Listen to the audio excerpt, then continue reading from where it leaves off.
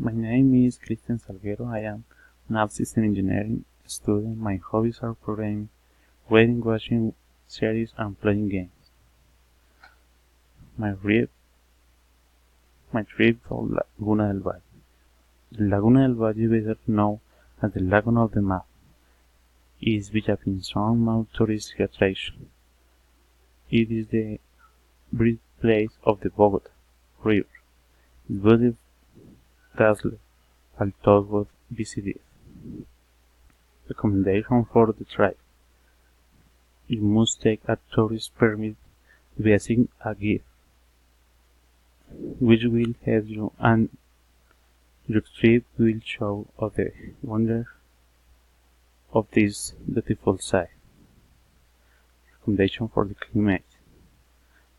The climate is temperate. It is advisable to wear many because it is a very cool, but it's invigorating and the same time. For recommendation. While the typical food at Villapinzón varies, many typical dishes are found.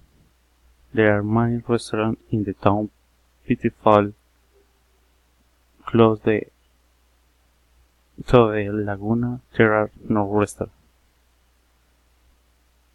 Thank you and see you soon.